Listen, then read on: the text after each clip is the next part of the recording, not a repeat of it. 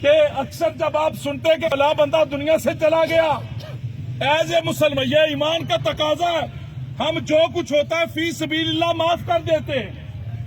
اب لوگ کہتے چلو جی خدا کی رضا کے لیے معاف کیا، لیکن کبھی دنیا کے اندر بیٹھے ہوئے وہ مظلوم جب اس ظلم کو یاد کرتا ہے تو ادھر عذاب والے فرشتے اس کی ظالم کی قبر کے اندر آن پہنچتے ہیں اور اسے عذاب دینا شروع کر دیتے ہیں۔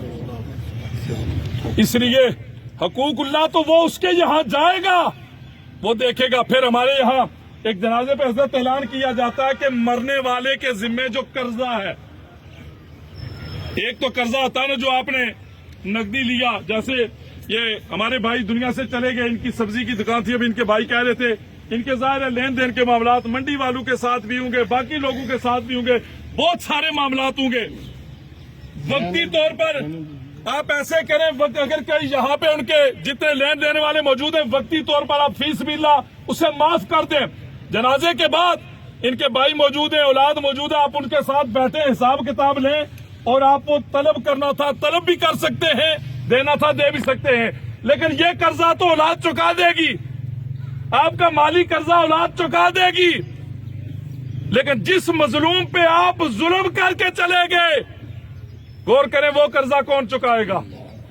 آپ کسی کی غیبت کر کے چلے گئے، وہ قرضہ کون چکائے گا؟ آپ کسی کا حق مار کے چلے گئے، وہ قرضہ کون چکائے گا؟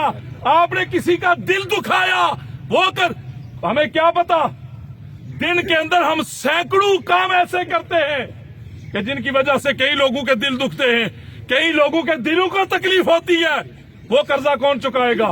وہ قرضہ کون معاف فرمائے گا؟ وہ قرضہ کس سے معاف کروایا جائے گا؟ کسی کو پتا چلے گا تو کو معاف کروائے گا نا بھائی۔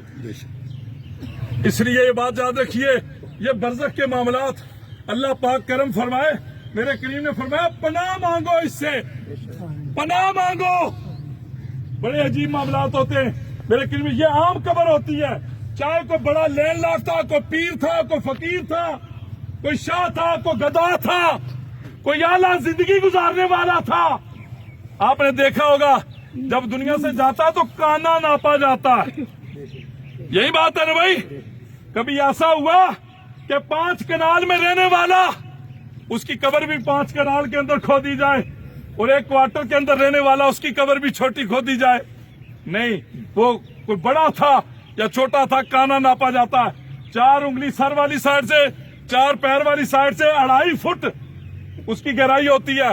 وہ ایک گڑھا کھود کے وہ پیر صاحب تھے تب، یا کوئی مانگ کے کھانے والا تھا تب، کوئی لگژری زندگی گزارنے والا تھا تب، یا جھونپڑی میں رہنے والا تھا تب اس کے اندر رکھ دیا جاتا ہے۔ اب اگلی بات سنیں، میرے کریم نے فرمایا وہ جو 2.5 فٹ کا گڑھا ہے، غور کیجئے گا، توجہ چاہوں گا آپ کی، میں بات کو کلوز کرنے لگا ہوں، وہ جو 2.5 فٹ کا گڑھا ہے، میرے کریم نے فرمایا یا تو اسے 70 گز مشرق اور مغرب کی طرف کھول دیا جاتا ہے اور جنت کی کھڑکیاں کھول دی جاتی ہیں، یا پھر اسے اتنا کلوز کر دیا جاتا ہے کہ مردے کی پسلیاں ایسے کراس ہو جاتی ہیں اور جہنم کی آگ، جہنم کے دروازے کھول دیے جاتے ہیں۔